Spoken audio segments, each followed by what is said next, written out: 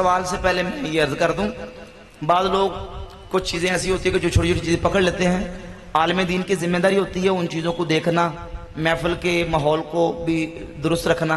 अभी मैंने हार यहाँ लटका दिया, गले में नहीं पहना। असल में चाहिए, उसूली तौर पे ये चाहिए था कि मेरा खुतबा शुरू होने से पहले अगर आपने इज्जत तकरीम के लिए हार पहनाना तो पहना देते। आप 10 भी पहनाते तो मैं पहन लेता, क्योंकि आपने रिस्पेक्ट दी है। लेकिन खुतबा जब शुरू हो जाए तो फिर नामुनासिब होता है, तो मैंने इसको इसलिए रख दिया ताकि आइंदा के लिए भी साहब के लिए एक तरबियत हो जाए। ठीक है ना, ऐसे ही है ना। जब खुतबा बयान शुरू हो गया तो अब उसके बाद फिर बयान मैं बयान करूंगा, आप सुनेंगे। आलमी दीन बयान करेंगे, आप सुनेंगे। खुतबे के दौरान कोई ऐसी एक्टिविटी, कोई ऐसी हरकत नहीं होनी चाहिए जो सुनने सुनाने के मुनाफी हो। ठीक है ना, तो फिर मैंने इसको यहां रख दिया।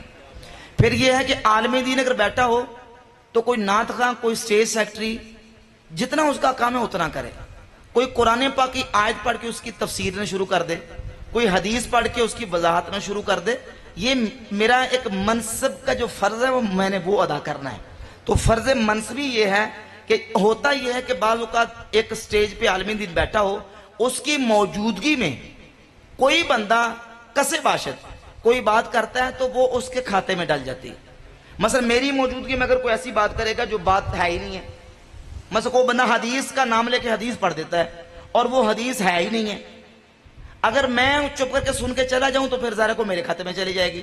लोग कहेंगे आलिम की मौजूदगी में बात हुई तो उन्होंने रोका क्यों नहीं।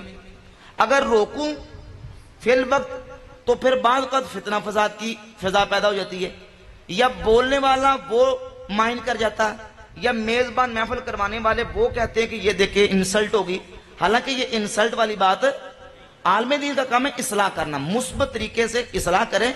तो इसमें इंसल्ट वाली बात मैंने अगर गुफ्तगू की है, अगर कोई बंदा इल्म की रोशनी में मेरी तकरीर के ऊपर कोई खड़े होकर मुहज्जब तरीके से बात करना चाहता तो वो भी कर सकता है, इसमें इंसल्ट वाली बात नहीं। हाँ, गैर मुहज्जब अंदाज ना हो, बदतमीजी वाला लहजा ना हो, नीचा दिखाना मकसूद ना हो, तो फिर गलत है।